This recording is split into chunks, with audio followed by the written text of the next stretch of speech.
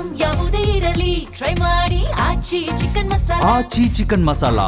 ಜೈಲಿನಲ್ಲಿದ್ರೂ ಪಾಗಲ್ ಪ್ರೇಮಿ ಇನ್ನೂ ಕೂಡ ಬುದ್ಧಿ ಕಲ್ತಿಲ್ಲ. ವಿಡಿಯೋ ಕಾಲ್ ಮಾಡಿ ಅಪ್ರಾಪ್ತೆಗೆ ಮಾನಸಿಕ ಹಿಂಸೆಯನ್ನ ನೀಡುತ್ತಿದ್ದಾನೆ. ತನ್ನ ಜೊತೆ ಮಾತನಾಡುವಂತೆ ಯುವಕ ಒತ್ತಾಯವನ್ನ ಮಾಡ್ತಿದ್ದಾನೆ. ಮುಸ್ಲಿಂ ಯುವಕನಿಂದ ಲವ್ ಜಿಹಾದ್ ಆರೋಪ ಕೇಳಿ ಬಂದಿದೆ. ಧಾರವಾಡ ಸೆಂಟ್ರಲ್ ಜೈಲಿನಲ್ಲಿ ಕರ್ಮಕಾಂಡ ಇನ್ನೂ ಕೂಡ ನಿಂತಿಲ್ಲ. ಪೋಕ್ಸೋ ಕೇಸಲ್ಲಿ ಜೈಲು ಸೇರಿದ್ದಾನೆ ಆರೋಪಿ.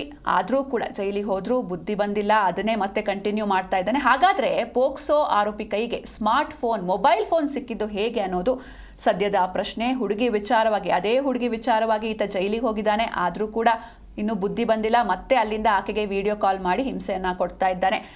ಮುಸ್ಲಿಂ ಯುವಕನಿಂದ ಹಿಂದೂ ಅಪ್ರಾಪ್ತೆ ಮೇಲೆ ಲವ್ ಜಿಹಾದ್ ಆರೋಪ ಕೇಳಿ ಬಂದಿದೆ.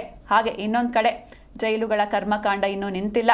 ಧಾರವಾಡ ಕೇಂದ್ರ ಕಾರಾಗೃಹದಲ್ಲಿ ಖೈದಿಗಳ ಕೈಯಲ್ಲಿ ಸ್ಮಾರ್ಟ್ ಫೋನ್ ಓಡಾಡ್ತಾ ಇದೆ.